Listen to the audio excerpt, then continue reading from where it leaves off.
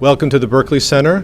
My name is Tom Banchoff. I'm director of our Berkley Center for Religion, Peace, and World Affairs here at Georgetown. And on behalf of the Center and the Konrad Adenauer Foundation, it's my great pleasure to welcome you to a talk by Cardinal Reinhard Marx on the topic Economic Crisis as Opportunity for Change. I'll introduce His Eminence in a minute. I thought I'd just set the stage by telling you a little bit about the Berkley Center, those of you who are here for the first time, and the importance of this topic for our work here at the Center and at Georgetown. The Center was founded some 6 years ago in the office of President DeGioia.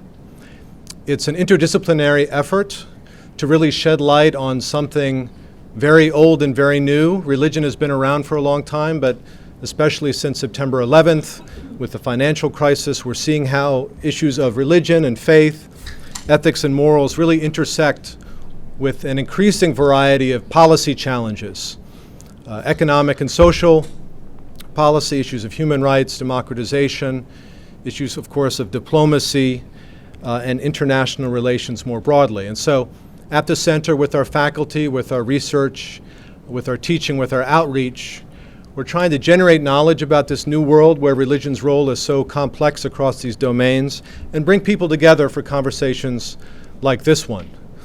The topic of how religion intersects with economic and social life is, again, a perennial one.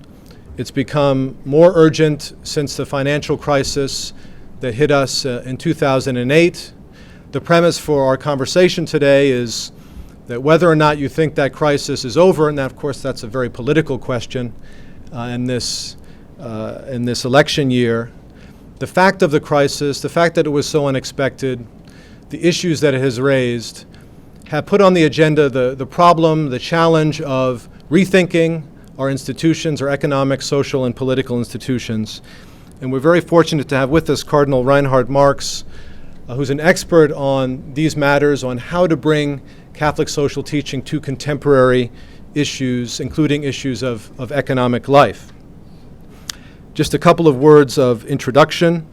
Cardinal Marx is Archbishop of Munich and Freising in Germany and currently serves as head of the Committee for Social Issues at the German Bishops' Conference, as well as president of the Commission of the Bishops' Conferences in the European Union. He's written and spoken widely on topics close to our theme for today, economic issues, the relevance of Catholic social teaching, and a range of other topics as well. He's the author of several publications, including the book Das Kapital, A Plea for Man, which came out in 2008. Cardinal Marx was named Bishop of Trier in 2001, and in 2007, Pope Benedict XVI elevated him to his current position in Munich and Freising. In 2010, the Pope named him to the Congregation for Catholic Education, and he also is a member of the Papal Council on Justice and Peace, in addition to many other roles and responsibilities. We're delighted to have you here at Georgetown, Your Eminence. We look forward to the conversation. We're going to proceed like this. The Cardinal will provide 25 minutes perhaps of introductory remarks on the theme.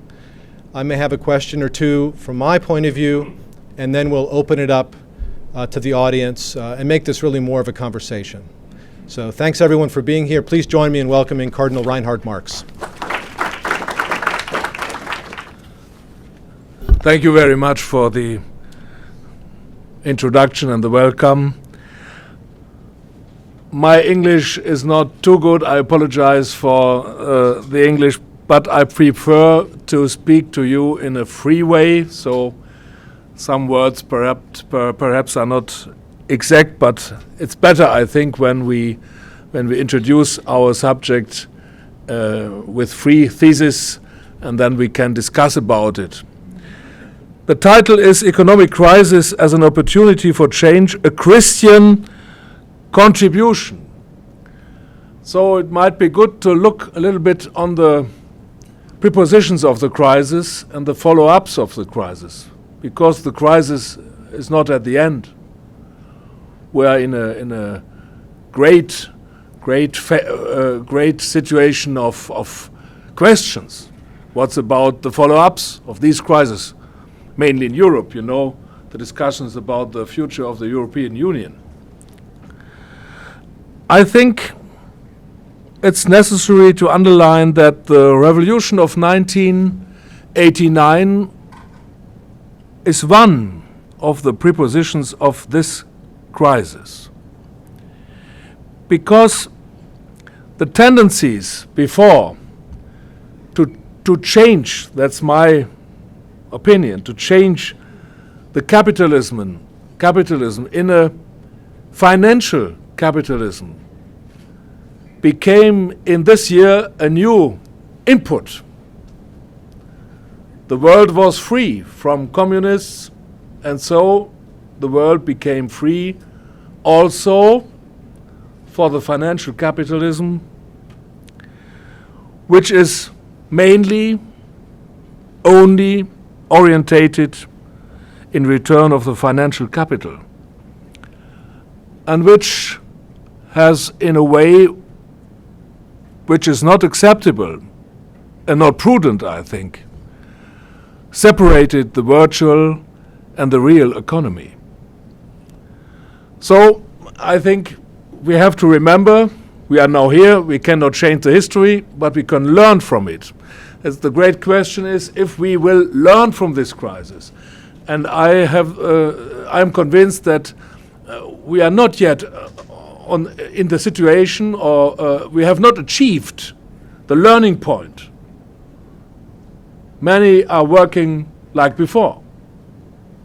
So it's very important to remember, to see what was the point, what is the preposition. The second, but then the economists, they can discuss about it, I formulate the dream of permanent easy money, and so the danger to underestimate the problems of debts, especially in Europe. That's linked with this a little bit financial capitalist vision to put easy money in every market, with the ideology that that will be a good result, that will have good results. There's no question. That's not the case, we know now. And the third, in this first point, I said it, the lesson is not learned, I think. We are not yet, the crisis is not yet over. So for me, and also for the Christian contribution, I will speak about also perhaps for the Western contribution. The challenge is a great challenge. Will we have from this crisis, out of this crisis, a new or a renewal of a political and economical project for the 21st century? Is it our responsibility in the Western societies, or as Christians, to bring this project, political and economical project, forward? That would be the learning point of this crisis. The second, I mentioned it, will this be perhaps a special challenge for the West? Will we learn that perhaps the mission of Europe and the United States, the West, that this mission is not at an end? That there can be a common project for a better world.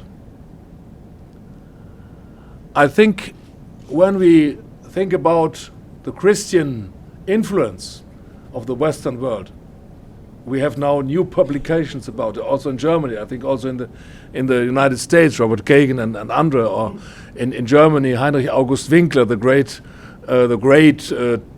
tomes, Bände,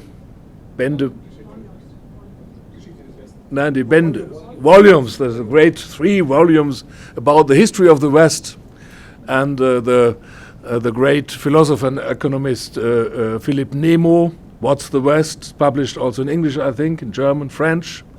Very interesting. The new thinking about what's the mission of the West. Is there a mission? Or it's only the question of survival? In the great globalization scene, we are searching the point how we will survive. But that's also when we only think about how we survive, we will not find the mission, and we will not survive when we don't have perhaps the idea of a better world, because this is very intensively linked to the great tradition of Europe and the United States, what I call the West. What is the West? Winkler, the great historian, begins the 3 volumes with the phrase, "At the beginning was faith. The faith in one God." That's the beginning of thousands of pages titled History of the West. And he shows in his book, in his books, that we cannot understand the Western civilization, the Western society, the Western mission, when we have no idea of Christianity. In Europe, sometimes we say the Christian faith is the mother tongue of Europe. If you don't know the mother tongue, you cannot understand. And Philippe Nemo, in his book, he gives several points. I will only mention some. We can discuss about it. It's very, very good to read this book. Not 3 volumes, only a small volume. You can read it. Very interesting. The concept of man is clear. The concept of separation of the sphere of religion and state. That's the beginning of freedom. Also in the book of Winkler, you can read it. The papal revolution, or the Middle Ages, that there is someone who says to the state, that's not your place. Here is another place. Here's God's place, not your place. It's the beginning of freedom. Not only a battle between the Pope and the Emperor. It was I was bishop in Trier, you mentioned it, and Ambrosius, the bishop of Milano, was born in Trier, several meters from my house, as bishop.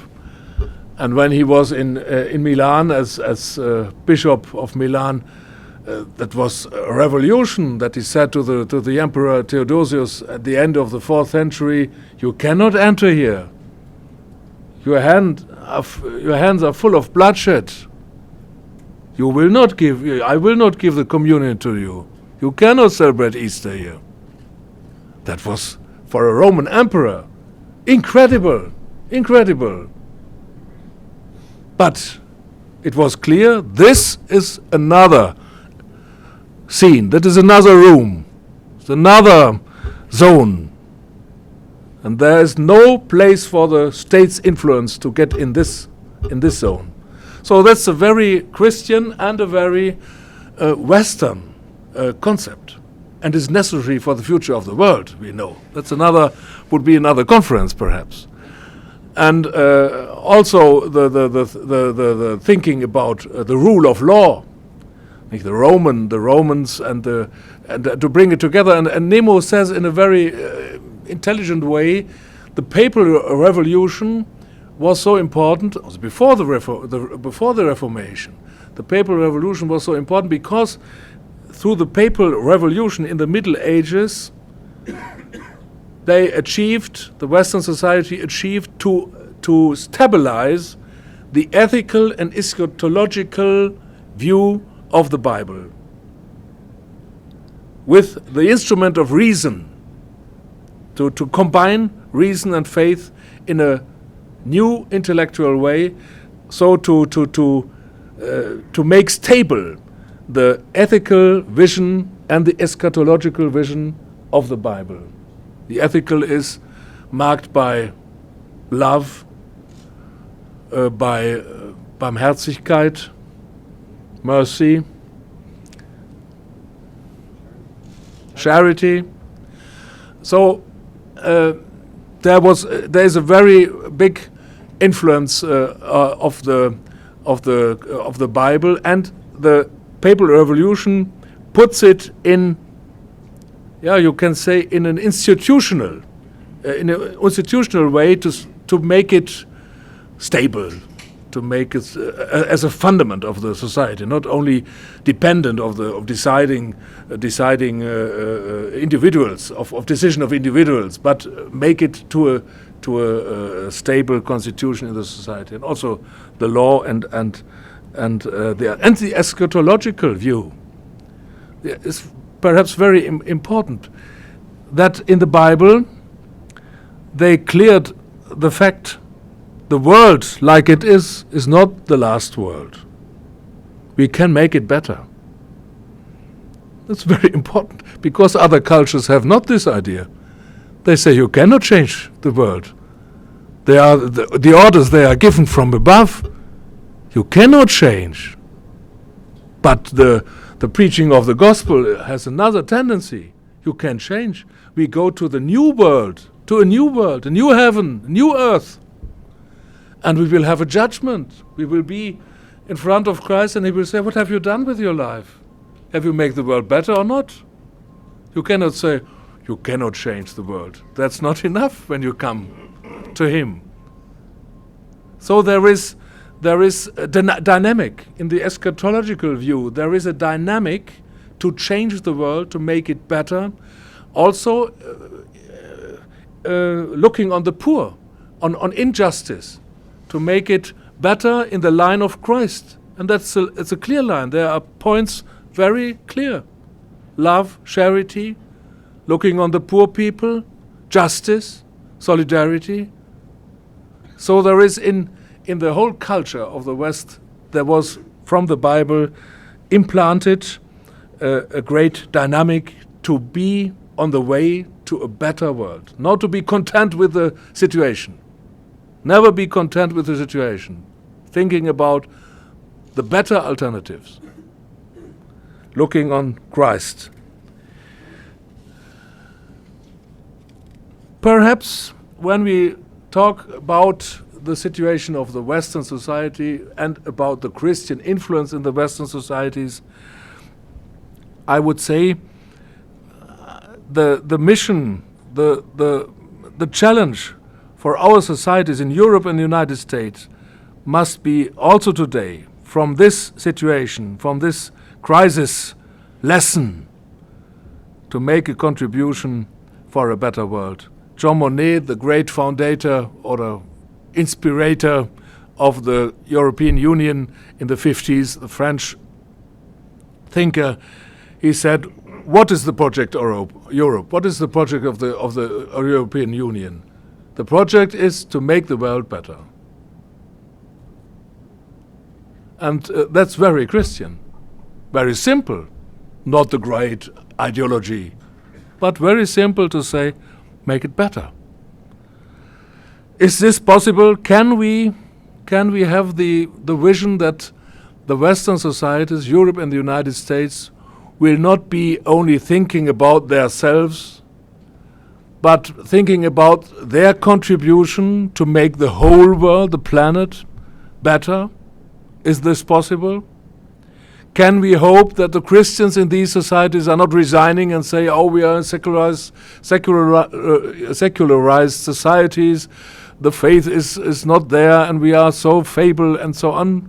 Or will we have, or will we see the great chance and the great challenge that we are responsible for the development of our societies in the United States and in Europe, and not only blaming the way of the politics, but bringing our ideas in the concepts of a new world? I think we can ask this question. I ask you, we can discuss about it, but as a bishop you can understand that I have the opinion it's not over with the Christian faith. We will have the great opportunity and the great responsibility to bring this project, this economical and political projects of the 21st century forward. I think the future of our Western, I hesitate, but I can at least say Christian-influenced societies and civilizations will be decided by our potential to take part in solving the problems of all. We will not be in a good way when we are all thinking only about our economical future. But I think the contribution must be inspired also from the Christian faith to solve the problems of all, to make a vision about the future of the planet. I mentioned environmental challenges, the climate change, the chances for the poor. And that's very important. We will find our future. I said also to the church and to our collaborators in the church and the faithful, when we only think about the future of our church, of our parish, we will not find the future. But when we will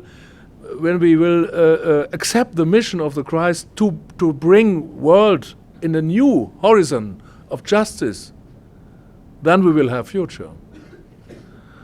So I think that is the question for us and also for the Western society. And the last point, I think as an example we can introduce, perhaps that smells a little bit European, I think, but I think it is a possibility to bring one idea of this greater project forward. I think it must be possible to fight on the global way, in the global scene, the global situation, something like the social market economy, the global social market economy. For me, it was very, very good, and I was very impressed that in the Lisbon Treaty, the European Union, for the first time there was they mentioned, we are in Europe orientated, I quote by heart now, to organize our society in the way of a highly competitive social market economy. It's for the first time that this notion is implanted in an international treaty, for the first time. Not only a German speciality, but a new way to see economy and social aspects and political order framework together. And that is the great history of the social market economy. I think I'm very convinced that there is a good possibility and no other way to find the way out of the crisis. Otherwise, we will have the next crisis some years later. The social market economy is a project beyond the capitalism. I know when I speak in America and have speeches like this, and I say we must think beyond capitalism, that is sounding curious a little bit. I know. Or when I say that for me in Germany there's a separation between market economy and capitalism, not the same. In Germany we have this clear tradition. That's not our social market economy is not capitalism. But I think we must talk about it. We must more change our opinions or exchange our opinions. I'm very convinced we need a project beyond the capitalism. The capitalism who was concentrated in the financial capitalism is not the way in the future. Not in this way when we are thinking about the better world and about the chances for all people. It's not possible, I think. But we are not against market economy. We are not socialists. That's clear. The Catholic Church is not convinced from the Marxists, without exception. No? It's clear. Exception from my person. Also gut. The social market economy has moral and cultural aspects. This is a thinking about responsible freedom, freedom with responsibility. What we had in the banks was an economy without responsibility, freedom without responsibility, and that's not the social market economy. And that's not a good economy, too. The social market economy is not a bad economy; it's a good economy on the long run. On the long run, when you are thinking of all people. And that's very important to think about it. And I can imagine that I'm dreaming that this will be one of the notions of the future. The social market economy is an order of freedom and chances. It needs institutional organization. That's clear. And so the second point of the future, and perhaps part of the project of the West, must be how to find, like the Pope said, an international order. It's very complicated, I know, but it's necessary to build an international order, institutions which are guaranteeing a framework of something like the common good for all, the universal common good. It was John the 23rd who said it in Pacem in Terris for the first time, that we must think about universal common good. That's an idea. That's complicated. It's a challenge, but without alternative. We must work on it, and the Western society, I think the Western civilization is obliged to work on it. And democracy. And I think, therefore, the value-based partnership between the United States and Europe must be underlined. We need a new quality of dialogue in the question of this common project, and that's because the future of the European Union is so important. That's another conference about Europe and the European Communion. But when we will have the failure of the common currency, perhaps it is possible. But the sign, the symbol for the whole world is Europe has failed. Europe has failed to bring solidarity and a common vision together. And that would be very, very difficult. We will have a status quo, perhaps, or status quo minus in the development of Europe for one generation. That is not good for the whole world, I think. So that's another question, but we can discuss it perhaps later. Benedict XVI said in the encyclica Caritas in Veritate, we need a new humanistic synthesis. I think that's a little bit this common project, social and economical and political project. And we are talking a lot in our churches, in Catholic Church, but in other churches too, I think, about the new evangelization of Europe and the United States. I think this new evangelization is only possible when we see more than only the small, the narrow religious aspects. Evangelization in history was enlightenment. The Pope said it as Cardinal in Paris once in a conference, a brilliant conference. He said the Christian faith was enlightenment for the culture. He changed the culture and he puts the culture in a higher level of civilization. That's evangelization. Preaching the Christ, the gospel, but seeing also that the whole situation, the social situation, the situation of the poor, the formation of people, the culture, the vision of man will be enlightened. We make a step forward when we go to the gospel. We make a step forward, not we don't return to a situation. So I think this new project, or this political project, can also be part of the great project of the Church to evangelize in a new way our Western societies, because they will not find their future without their resources in the Christian faith. I think that this project and these ideas can be a contribution, a Western and a Christian, and perhaps linked together for a better world. I thank you.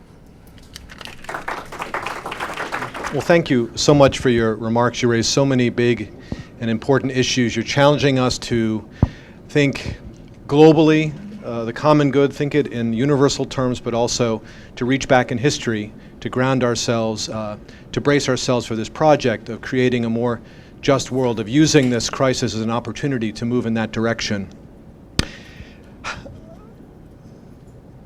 I suppose when I look back over the last 4 years of opportunity since the crisis, and there has been a lot of thinking along these lines, you and others pushing us, the Pope pushing us to think in these directions, secular critics and thinkers saying this is an opportunity for change. And yet, on the surface at least, it doesn't seem as if the message has gotten through, that there are the kinds of institutional conversations going on in Europe and the United States at the global level that we might have hoped for. I'll just give one example of how I think the discourse is so stubborn, the existing status quo discourse is so stubborn. You mentioned the encyclical Caritas in Veritate, which was, of course, years in the planning, but the timing could not have been better, right? I mean, it's unusual that the Vatican has a good sense of timing in public relations, but this came out within 6 months or so of the crisis hitting. It was a nice formulation of Catholic social teaching, placed it in a global context and so on. There was very little response in the secular media, even among Christian thinkers within Europe, outside Europe, to that intervention, which suggests, I think, the obstacles that truly remain to getting people to rethink some of the categories. Could you comment on that? Do you see more reason for hope than I do? Yeah. The Catholic Church is a global institution without analogy. No? I think the UNO, United States, the United Nations, others, this is another institution. So it's very unique. But we are not yet on the level of a global institution, I think. We must learn to communicate and also to think with the others to bring our message in the society. So one is that the society doesn't perhaps accept or attend from the Pope a great message about social and political affairs. That's the question. But on the other hand, we are not in the situation to organize a little bit like a campaign also worldwide the apparition of an encyclica. Yeah, we have problems inside and outside. And I remember when I was in Munich and I was responsible in the Bishops' Conference. So I waited for the text till midnight. Only the Italian text. My Italian is not so good. So I began to read because on the other day I had to make a speech about the encyclica.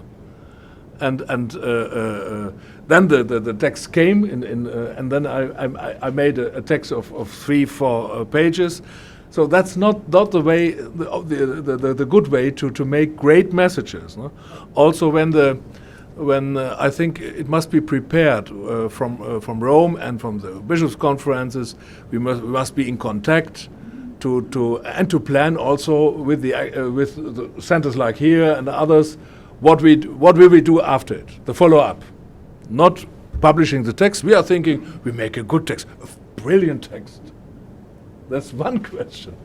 But the follow-up and to bring the text or to bring the message in the media, well, you must prepare an interview with two famous celebrities from better, not Catholics, non-Catholic, from the other side, to bring the message in, and so on, so on, so on. I can only say we work on it. We have to work on it because it's too important. Right. When we are in the discussions of the public, we have to think about it. No?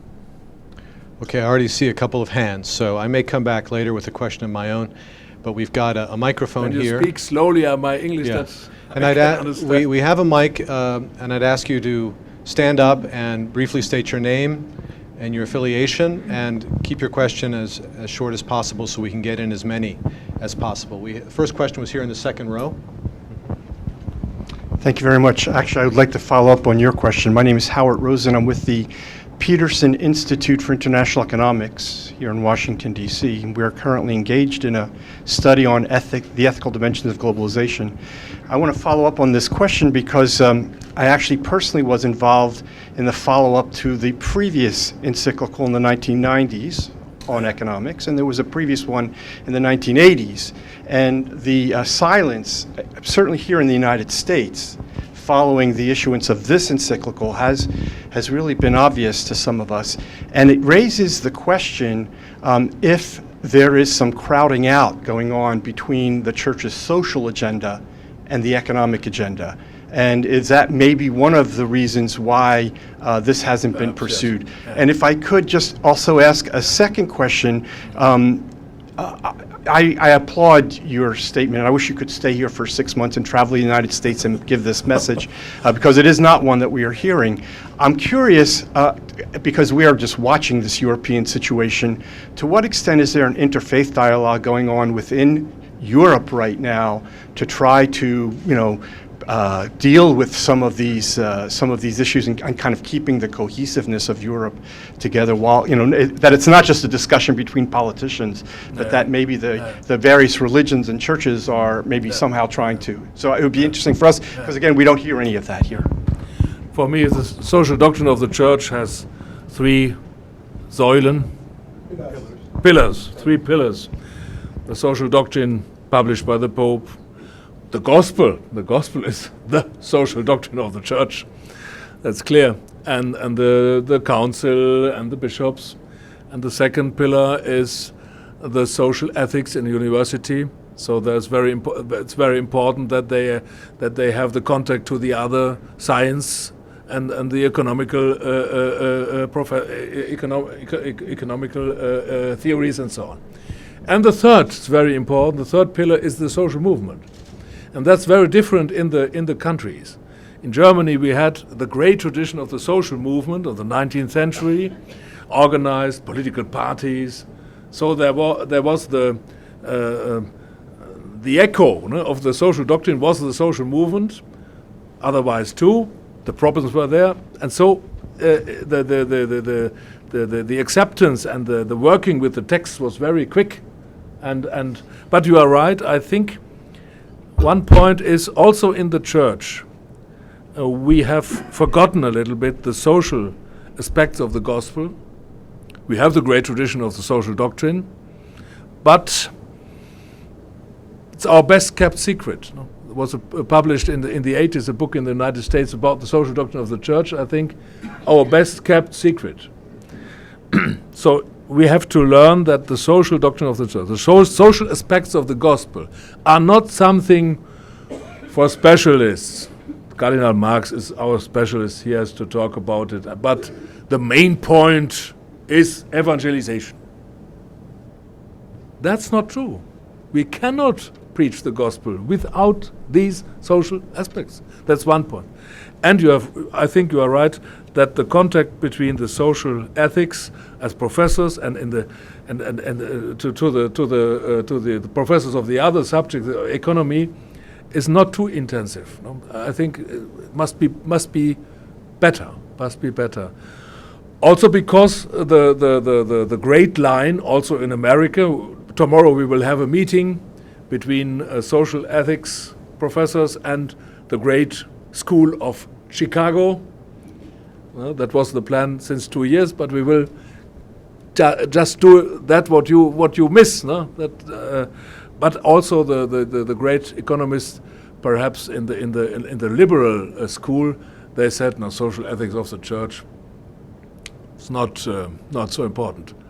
But we must show that we are on the level of the discussion.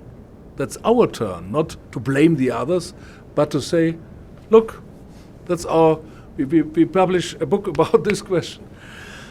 Europe is in a difficult situation. Also in the churches, we have different voices.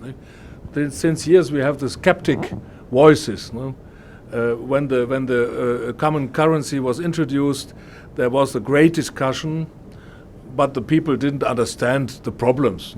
But some experts said it's very difficult what you do here. So, and my great fear is that now the feelings of renationalization is you can feel in the people's voices, and I think the church must go against it. And some in the church are nationalist, not in a negative way, but very narrow.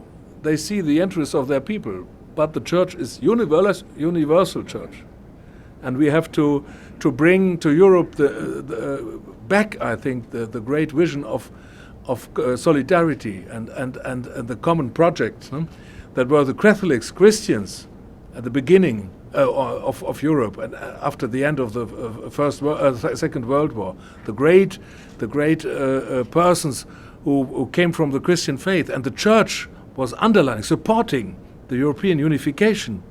And now sometimes we stay hesitating, looking narrow on the interests of our countries and so on. I'm responsible for the European Union's Bishops' Conference, and I'm working in another way. Thank you. In the second row right here. Hi, I'm Elizabeth Palmberg. I work at Sojourners Magazine.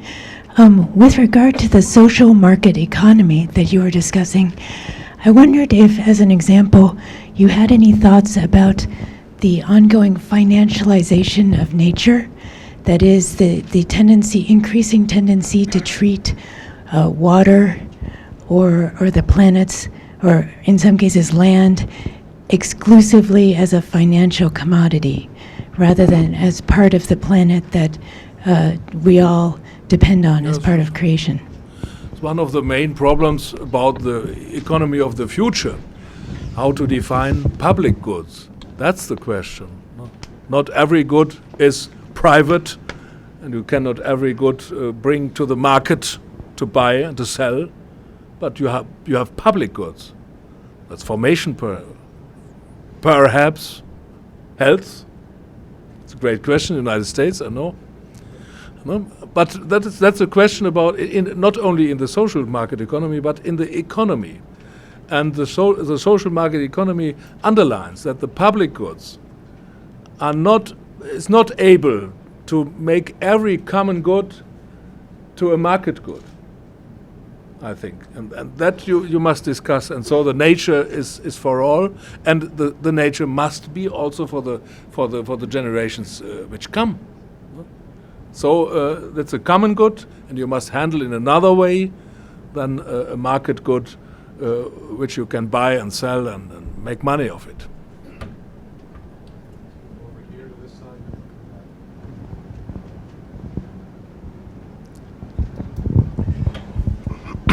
side. Dick McCormick from CSIS. Good to see you again.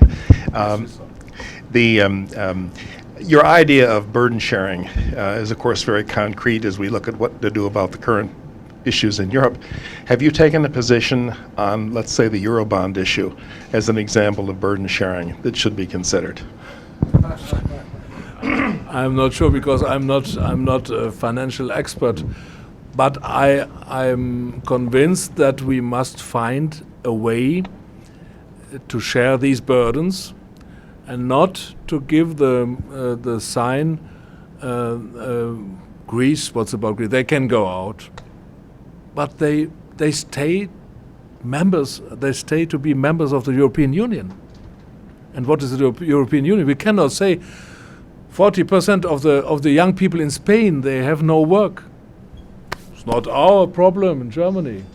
No, that's not the vision of Europe. So that's a technical question, how to solve these problems. When the Greek go out, then we will have follow-ups, also very difficult follow-ups. No? When they stay, it's a problem. When they go out, it's a problem. But every time we will have the challenge of solidarity with the poor people of Greece, I think. So I cannot answer what is better, but on the long run, I think it's something like a union of transfers. No? I know in Germany when you hear transfer, union, that's terrible. But in reality, it's not you cannot find another way. To find the right way, not to disturb the market or to make new problems. That I must give to the financial experts. But we have transfers. That's clear. Subsidiarity, yes, clear. They must work in the different levels. But we will have transfers from one rich country to the poorer countries. Yeah, that's the idea of solidarity. That's the idea. We have it now. We have it with the big Rettungsschirme. What is the German? Was ist der Rettungsschirme? Umbrella of rescue and so on. Yeah, rescue umbrella. We have this. No? We guarantee. But the discussion with you was for me very important 2 years ago during the breakfast because I quoted it often in Germany. I said I come from the United States and I quoted some phrases you made. So I can quote openly, I think that was a shock, you said, for us to see this financial crisis, those who have bring the financial crisis forward, were the Ursache, the responsible causes. Yeah. They did not bear the responsibility, but all. They changed it to all. No, they gave the consequences. They are burdened by the community of all. I would. So we have two interesting lines of discussion, one focused on Europe, one more generally on issues of social and economic justice, a social market.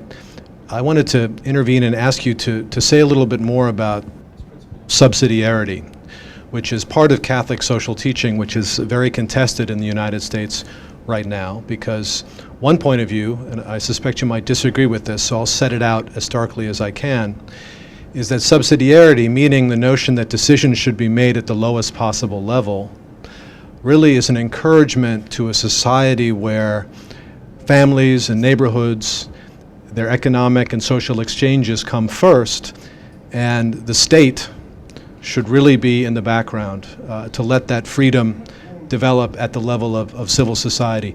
And therefore we need to move away from the welfare state as we know it. How do you respond to someone who invokes that notion of subsidiarity in a way which is, I think, very American perhaps and more foreign to the European context? We must see the principles of the social doctrine together. No? Subsidiarity, solidarity. Cannot say it's the only principle is subsidiarity. The other one is solidarity. And the state is not a bad thing. We are Aristotle's disciples in the Catholic Church. We are critics of the state. We have our experience in Germany and Europe with the state who was against the church, so is a little bit of distance, but not unfriendly. We are together, and the state is in the tradition of the social doctrine, a natural institution. Without the state, the concept of state differs, but without the state, the man cannot come to the full possible life. It's not. The family is a natural institution. Without family, it's not possible to become a developed man. But the state too. So you have the 2 points. Well, you cannot imagine the common good, only with the assembly of families. That's not possible. So subsidiarity means when you have a problem to solve, when you have responsibilities, you will first look on the plane, on the level of the families, the associations. In Germany, I will give you Germany with the great welfare state in the eyes of the Americans, but we have the great tradition of subsidiarity. I give you an example in our society. When a kindergarten will be founded, then the discussion will be who can make it. Who can make it? Not the state, no. We will see. Then first they will ask the church in Bavaria, can you organize the kindergarten? We say, yes, we'll do it. Then the state will give us 90% of the finance. And then we can rule the kindergarten. When it's not possible, perhaps another association, socialistic movement, perhaps pluralism in Germany. You can decide. But when it's not possible, the state will say, the city will make it, and so on. That's subsidiarity. That's subsidiarity. Subsidiarity means not we are against the state, but the state is not the ruler of all. The family is responsible, the communities, and so on. There's a communion of different responsibilities, but solidarity is also necessary. And in a society, when we have a society and a state with many risks and so on, the risks of Arbeitslosigkeit, so unemployment, for example, you can say that's your own risk. That's not my risk, it's your risk. But that's not true. That's a risk which is founded in the system. You cannot have a market economy without the risk of unemployment. And the people here and in Germany, they cannot decide to live in a society without market economy. They live here. So you can say that's your risk, but it's not your risk alone. That's our common risk. So we decided 100 years ago in Germany with a Catholic priest as Minister of Labor, Catholic priest, in the 20s, to have a assurance, and the patrons pay, the workers have to pay. So both they pay in an assurance to burden this risk, because this is essential in a market economy. And I think we must rethink the social state in a complex society with different risks, but to say the state, when you get out the state, that it's always is good to get out the state of everything. That's not the position of subsidiarity, I think, in our tradition.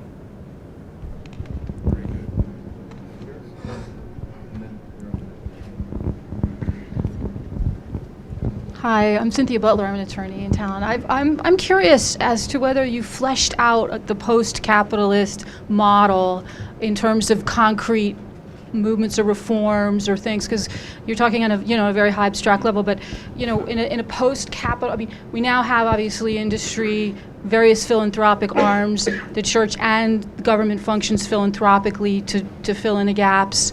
So what if you could create the ideal post-capitalist market economy? What would you propose to politicians or anybody? I didn't mention post-capitalism because the market economy has elements of capitalism, it's clear. So I prefer to say we must think beyond the financial capitalism, who is concentrated on the return of financial capital. That's too narrow to bring an economy forward. Economy is more than the return of the financial capital. It's more. That's an employment, and you said that's looking on public goods and so on. We discussed it, and so we have to make institutions to reorganize institutions. We have discussed in the situation of the crisis about regulation. No? You cannot change the minds of the actors in one day or in 1 week. So you have to change regulation framework. You have to make incentives. What is good, and so I think we can bring other priorities in the discussion: environment, climate, chances for everybody, for the poor, and so on. Although I think it's possible to make a step forward. I'm not dreaming of another society in a way of the paradise on earth, but I think the last step of a financial capitalism was not okay. We must change it step by step, and I think that is possible, but without international institutions, without regulation, it would not achieve the point.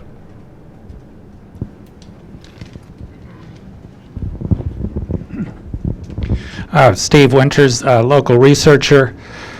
As you know, we have a very strong group of so-called neoconservatives, especially in Washington, D.C. And I know in your writings you've made some comments about neoconservatives, but in particular we have leading Catholic neoconservative thinkers in the U.S. And I could list several names. Now, those Catholic neoconservative thinkers feel that the vision they have for the society is a Catholic vision, and they very strongly represent it as a Catholic vision. But I don't think it agrees with your Catholic vision of the society. And I just wonder, it's really come up in what's been discussed already, but can you a little more clearly here distinguish your position from theirs? I will not comment the American discussion because I don't know all the positions, but that's the same in Germany too. No? When we have also discussions with our parties, when we are introducing our opinion about the social doctrine or concrete, we have published a text about chances for all. And to make examples how to change formation. Chances for formation is very important. It's a new social question, and so on. So on. We have not always people in the politics, also Catholic, who agree. That's clear. But we have not. It's my impression, but I'm not here, and it's not good when a guest comments the situation of a country where he is hosted. That's not good. But we have not the great black and white discussion in Germany, I think. Also with the Social Democrats and Christian Democrats, there is not the great discussion excluding any compromise. That's not our tradition. So I think in the great vision, when I would talk about this in a better language, perhaps in Germany, a majority will say, also from the left to the right, we will discuss about it. It's not a contribution we don't accept. But here I will not comment this. It's better, I think, because I don't know. You must make the comparison with my speech and the others. That's your turn. In the back. Thanks much for your comment. My name is Father Seamus Finn. I'm with the Oblates of Mary Immaculate here in town and the Interfaith Center on Corporate Responsibility. So I guess I'm curious if you would comment a little bit, since you say one of my thesis on this is basically that as a faith tradition, not unlike many other faith traditions, we have made certain accommodations to capitalism and certainly made ourselves very comfortable with what are considered to be the general operating tenets of the capitalist system in recent years, and therefore left that space open in terms of any commentary on the moral, ethical aspects of financial capital markets, of the investor return on investment issues. And so how do we get back into what are the principles, if you talk about beyond capitalism, that a faith tradition or the Catholic tradition brings clearly to that conversation? Because we're now, I think, as the Holy Father pointed out clearly, in a globally financially integrated system. So it's not Germany or Europe or the US, it's 24 hours a day, 7 days a week, capital is moving. And we at some point maybe felt that the ethical individual or the ethical trader or the ethical banker was the way that this was managed. And I think we realize clearly now that that's not the case. So what are the principles or the criteria that the Catholic faith tradition can bring to the conversation in a way I think that the ordinary person understands that we've re-engaged that conversation. I think, you know, we've done wonderful things on the side. I had some conversations with my Muslim colleagues yesterday on this about cooperatives, credit unions, microfinance, free trade, but they're all niche little pieces. They're not really engaging the big enchilada in the middle of the room, and I'm not so sure how we go about that. I'd love to hear your thoughts on it. It's not so easy, but I quote 2 years ago when I was here, I quoted the famous letter of the Queen Elizabeth to the Royal Academy. She was there in 2009 in July, and the crisis was very intensive. And she visited the professors, and she asked the professors of the Royal Academy, how could this happen? And half a year later, they answered in a very interesting. You can read it on the internet, brilliant English, no? Royal Academy. They answered, Madam, you asked us half a year ago, how could this matter? I will not give the whole letter. That's clear. 4 pages, very interesting. But at the end, that's what you said. At the end, they say, we must say everybody was working in his place very good. Microfinance, this and so on. Everybody, and prudent and reasonable. But no one has the look over the consequences for all. So that's one point we can make. And then I think it's very important, you said it, that we in our institutions like Georgetown University, it's a global institution, we will make forums and discussions about this, that in the center of economy is not the capital, is man. That's the point. And then and that's very clear to understand, no? For the people that, yes, you agree, Eminence, I am agree. But the consequences. So we must discuss, I think, openly about it, and the criteria of the economy is what is bringing people on the long run forward. The long run term is one great problem. The short terms are destroying the nature, are destroying the long interests of mankind. But when we think in quarterly returns, quarterly, so we have many arguments, but we must find the places, the discussion with the politicians, in the media, to bring people together, not only from the Catholic faith, but from others, from experts, to bring our ideas in the public discussion. I think sometimes we are too fearful. We think our ideas, they are perhaps too idealistic or something like this. That we must see, no? We must see. So a conference like this is not enough, and I am not the expert in all subjects. But then the experts have to discuss about the great lines and to see that our economy, that our vision of economy is more reasonable when you think what is the profit for mankind. So I hope that many of the institutions in the Catholic Church will also discuss the crisis. Also in the university, I think there is not enough discussion about the learning lesson we had in the crisis. So, nochmal. Question right here.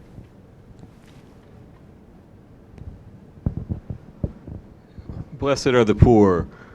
The love of money is the root of all evil. It's easier for a camel to pass through the eye of a needle than for a rich man to enter the kingdom of heaven. Why is it so hard for the church to say these things to the people in power? I hope that the preachers on Sunday, they will preach about it and not say, oh, you cannot take these words of Jesus too serious. No. He meant what he said. He meant what he said. So it is not easy for a rich to come in the heaven of the kingdom of God, because perhaps his heart is closed. That's the reason, not the money. But if he will adore the money, who is your God? Martin Luther said, that's the first commandment. Who is your God? So that's very important. No? That's very important. That's the essence of the predication of the church, the first commandment. They say that's clear. No, that's not clear. No? That's also when you say, my garden is my God. No? My castle is my God. I don't know. My money is my God. That's the point Jesus said. And so it's very, very important that the predication of the gospel says, who will not be in love cannot recognize God, cannot live in God. And the love of the neighbor, the love of the other, of the poor, is essential for the experience of God. That's the Christian faith. It's very radical. You cannot have an experience of God without looking on the other. And the more you are spiritual, the more your heart will be open for the problems of the poor and the weak and so on. That's a great spiritual tradition of the church. We say in Germany sometimes mystics and politics. Politics not in the sense of party politics and so on, but when you bring the things, when you separate these things, God's love and the love of the neighbor, then you bring to fall the whole Christian faith. And that's always a danger. Also in the other way, to think also only about social activity and not see that is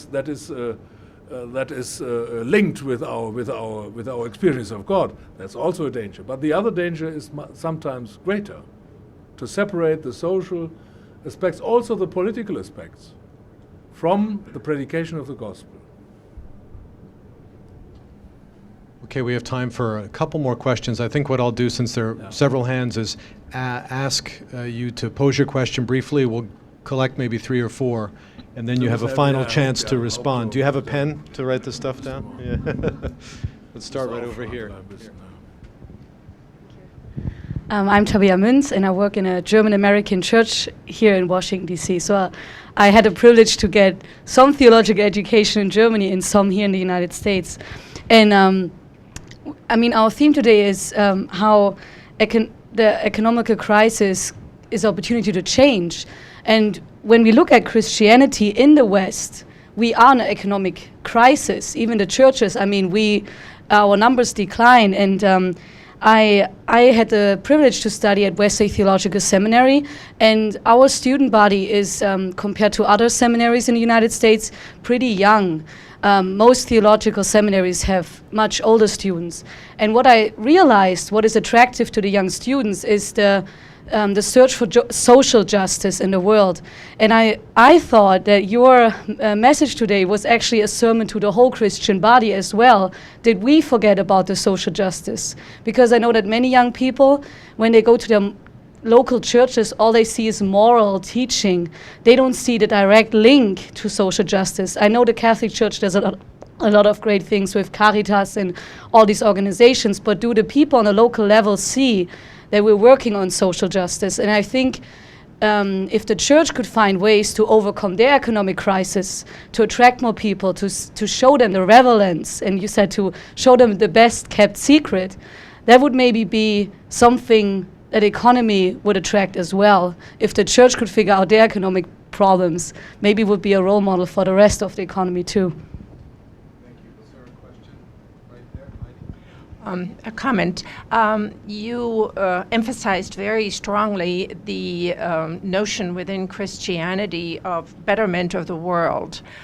I am wondering whether the entire conversation might actually gain from a recognition that interests in the betterment of the world exist outside the Catholic Church, exist outside of Christianity, and consequently, any solutions that might be proposed, both within the Catholic Church and Christianity in general, and outside of it, would have to be looked at in terms of not only long-term implications, but, as we say here, the devil is in the detail.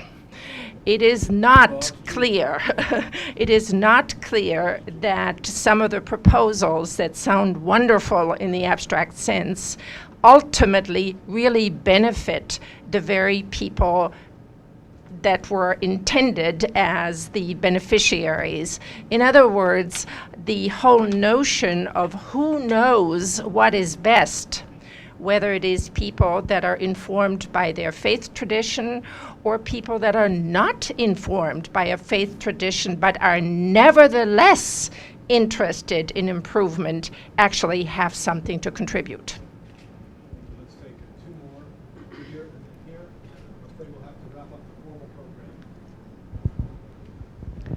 Your Eminence, my name is Kim Daniels, and I am the coordinator of Catholic Voices USA. And my question is, the extent to which cultural forces like consumerism, an unthinking equation of technology with progress, and a hyper-individualism might feed into the crisis, and to what extent those forces are best combated at the local level, family, parish, neighborhood, as opposed to at the higher institutional level.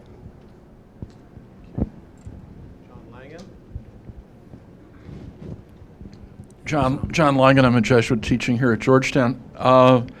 I was struck, you mentioned 3 pillars of the Catholic social involvement, and the one that I'd be interested in hearing more about is the role of social movements, especially in a Europe that is increasingly secularized and where the reluctance of people to enter into sustained dialogue and collaboration with the Church seems to be increasing. Okay, I said that was the last question, but there's one more persistent hand here, and then you have a chance to respond. Just a very brief comment. Eugene McCarthy, I was with the World Bank and currently doing some Holy See advisor to the United Nations at present. Just on Caritas and Veritate, we're going right back to the beginning and probably your own comments, which I find an inspiring document, but I equally find it a tough document to get through. You have to work at it. The language, let me just give you a couple of examples. Words like gratuitousness and gift. We had Professor Stiglitz up at the UN several times. If we talk about taking sides, he's certainly on the side of economic redistribution and everything, but comes from a very secular background, and his ethics is not the ethics. He wouldn't use the language here. He wouldn't know what this means. So there's a terrific gulf, and I think, Your Eminence, when you talked earlier, I think there is an obligation on the part of the Holy See to reach out, if you will, not only in language, but also, as I think was a terrific suggestion, and if I understood you correctly earlier on, when you said there should be more of a debate to make it more, if you like, digestible is the word we would use in English, and digestible not making it trite or anything like that, but getting the key messages, particularly in a world that has virtually no time for sound bites and everything else. This, I think, one can reread on things like the environment, climate change. I think the secular world is totally ignorant about it in general, for the most part, with a few exceptions. And so I think that puts a tremendous premium on our side to make an extra effort, because that's what's going to be. It's just an observation anyway. Yes, I begin with the last. We talked in the conference before when we met and prepared this conference about Habermas. No? Habermas is known here in the United States as a philosopher, and he has a great. It's a great wave for him from the 60s to now towards openness for religion, for the special language of religion. But he says to us, you must you cannot replace the religious language in the public society in our Western society. You cannot replace it by another language. Something is missing when we have not the religious language. But the religious leaders, I interpret myself now, they have to use a language which is understandable for the secular society. That's it, no? So that's our challenge. We can say, you cannot understand us, make an effort. Or we can say, how can we reach with our arguments the other party, no? the other situation. So I underline it. That's a great problem for the future of the church. The problem of communication, and we are ahead a little bit. Not ahead. Behind. We must be ahead. So that's not only the question of internet and new social media. That's also the question, but the changing of communication in an open society. No? To be part of an open society, to say, yes, we love this society. You cannot evangelize a society when you say, no, you are a bad society.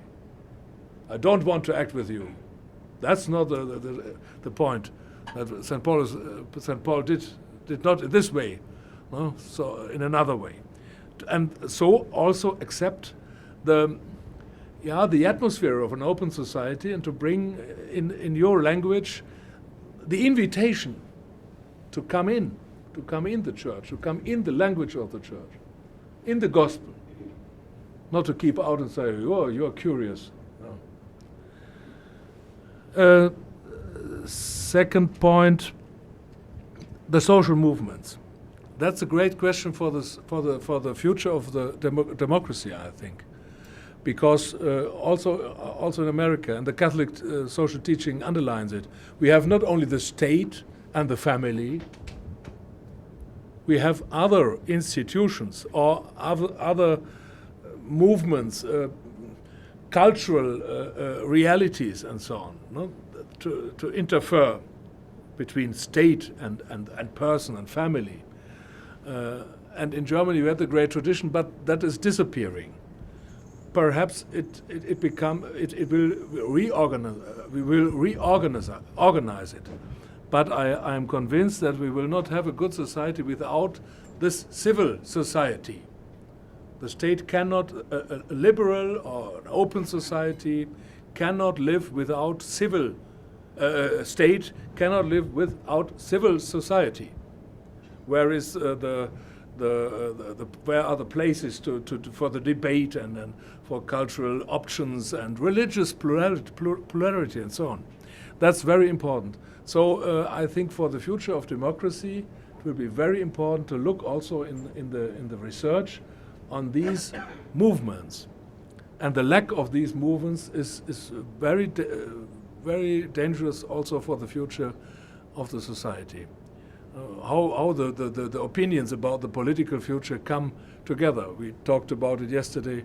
We have in Germany the great tradition of the political parties. The political parties, that's in the constitution. They take part in the opinion making of the nation. That's in the constitution. So they are a place where the debate about the different options is made. No?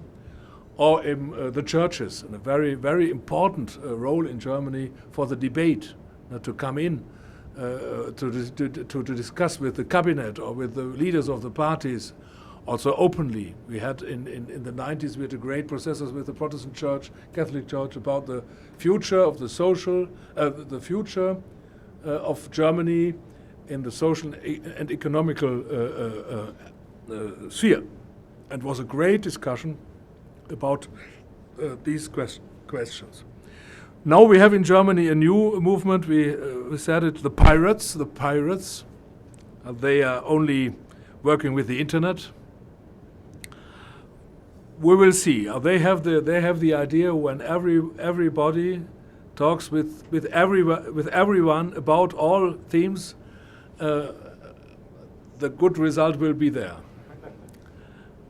Perhaps for the research here, it's interesting to look what will come out of this, what will emerge of this movement.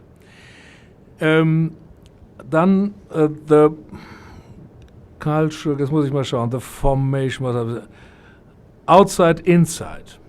Outside, inside. We have the vision of the common nature of mankind. So the gospel and the Catholic Church, or I think the Christians, are universalists. We are convinced that everybody, Christian or non-Christian, is image of God.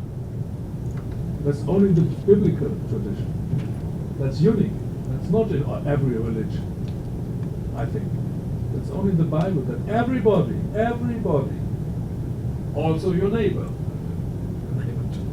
and also the man and the woman of the other political party, also the electors of Romney or Obama, they are images of God. That's radical.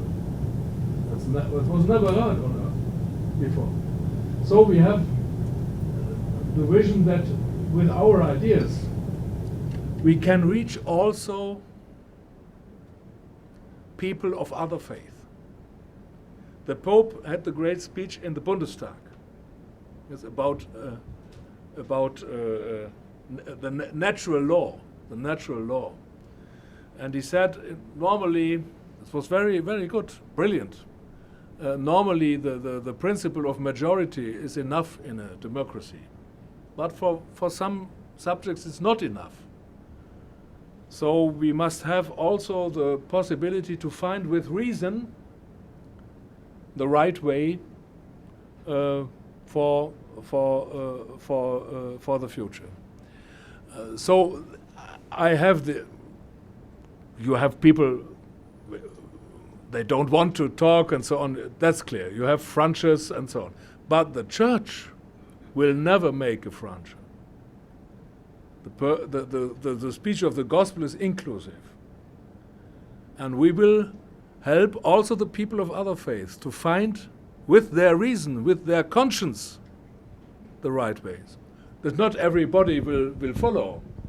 But if we think we cannot create a family of mankind. We cannot create a universal common good because of the difference of the people. Then that's not in the line of the social doctrine of the church. That is perhaps a long way, and we will have crises and clashes of civilizations. I don't know. That will perhaps happen. I don't hope. But no one can expect that the great tensions we will have in the 21st century, the great powers now, China, India, and our Western world, will this be without tensions? Incredible.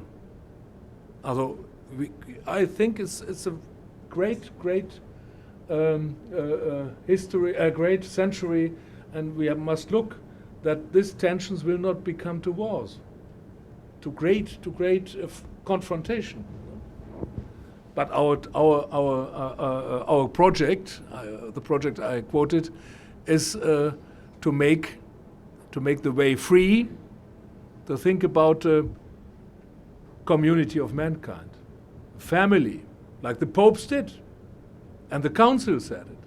The church has to be, it's in the council, in the Lumen Gentium, the sacrament, the instrument of unification of all mankind, not only of the Christians, of all mankind, symbol, sacrament, that they can see the family of all is not a theory, it is possible.